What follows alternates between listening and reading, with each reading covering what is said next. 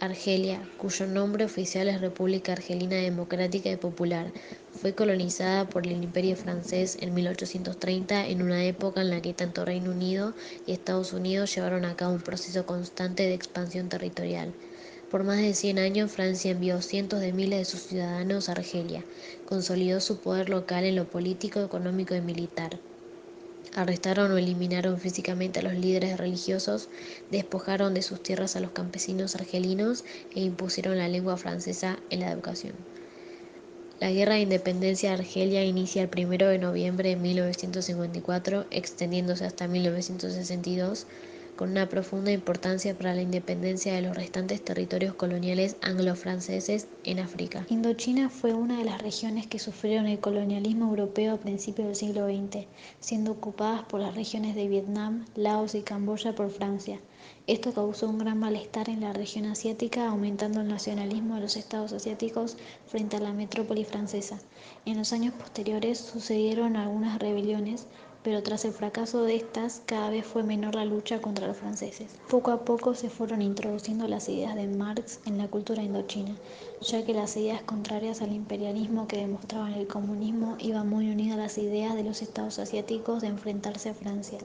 Fue entonces cuando apareció la figura de Ho Chi Minh, un político muy influenciado por las ideas del comunismo y que sería vital para el futuro de Vietnam. Durante la Gran Depresión, Francia sufrió una fuerte crisis económica, la cual afectó a Indochina y provocó que los colonos se volvieran a levantar contra Francia.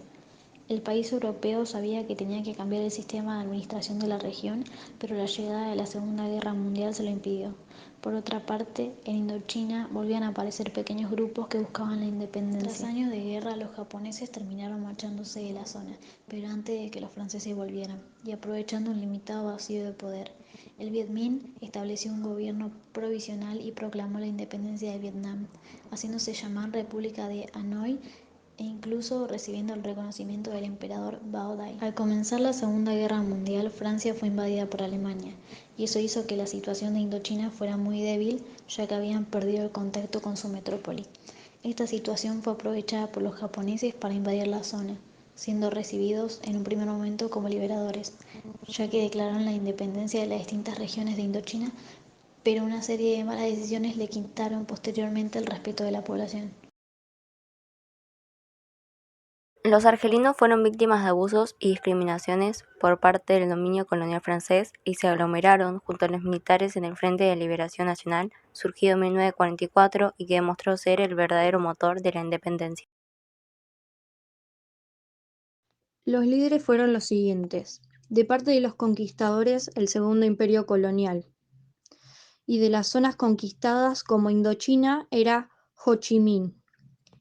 Y por último, el líder de Argelia era Charles de Gaulle.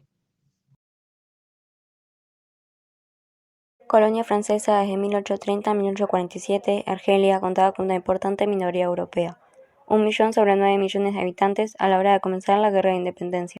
El Frente de Liberación Nacional, FLN argelino, dirigido por figuras como Boudiaf, inició las hostilidades militares contra la administración francesa el 1 de noviembre de 1954. En agosto de 1955, la guerra se recrudeció en la región de Constantina, con importantes matanzas por ambos bandos y con una durísima represión parte del ejército francés. En 1956, Francia había ya desplegado un ejército de 500.000 soldados. En mayo de 1958 tuvieron lugar importantes disturbios protagonizados por los colonos franceses. Tras atacar las oficinas del gobierno general en Argel con la conveniencia del ejército, reclamaron la vuelta al poder del general de Gaulle.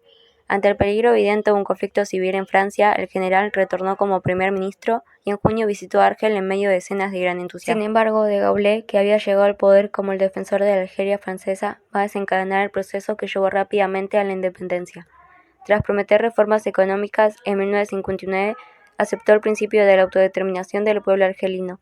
La respuesta de los colonos fue un nuevo levantamiento en enero de 1960, que fracasó por la falta de apoyo militar. En 1961, un golpe militar, organizado por el general Salem, que había sido jefe del ejército en Argelia, fracasó. Las negociaciones se iniciaron en mayo de 1961, mientras la oposición de los colonos se organizó en torno a la organización del Ejército Secreto, OAS, que inició una dura campaña terrorista. Finalmente se firmaron los acuerdos de Vian el 18 de marzo de 1962. Una nueva oleada terrorista de loas no impidió que en julio se celebrara un referéndum en el que las posturas independentistas vencieron abrumadoramente: 6 millones de votos a favor de la independencia y solo 16.000 en contra. La independencia de Argelia fue sellada el 3 de julio de 1962, poniendo fin a 8 años de agresiones francesas y un largo recorrido de resistencia del pueblo argelino por su autodeterminación y soberanía nacional. Argelia ingresó en la ONU el 8 de octubre de 1962. Desde el principio estaba claro que Francia quería recuperar el mando del territorio, y por ello fue enviando tropas militares a la región. Viendo la situación, los líderes vietnamitas decidieron negociar con los franceses. Al quedar claro que Francia solo estaba dispuesta a una independencia limitada a los vietnamitas y que estos consideraban que esto era inaceptable, comenzaron las hostilidades. Por todo esto, a finales de 1946 comenzaba la Guerra de Indochina entre Francia y las 3 colonias asiáticas. El Viet Minh era mucho menos numeroso que las tropas francesas, así que no tardaron demasiado tiempo en perder Hanoi, tras lo que se escondieron en las montañas para reagruparse. Los indochinos sabían que una de las grandes ventajas que tenían frente a los franceses es que conocían mejor esas tierras. Los vietnamitas pasaron a una estrategia de guerrillas, atacando pequeños grupos de guarniciones francesas y después huyendo a las selvas donde los franceses no sabían manejarse. Las batallas se fueron alternando con grandes victorias francesas y otras de las guerrillas asiáticas.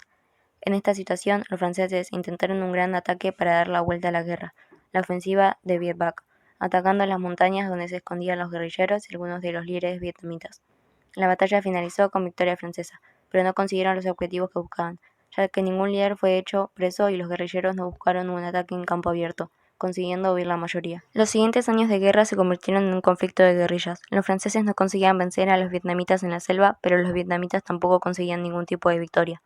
El 7 de mayo de 1954, muchas de las tropas francesas se marcharon, debido a que Francia tenía otro conflicto semejante en Argelia, y esto hizo que el Estado europeo perdiera su posición de poder.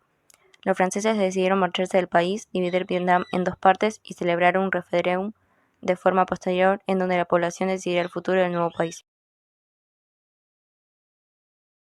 Me toca hablar del desenlace.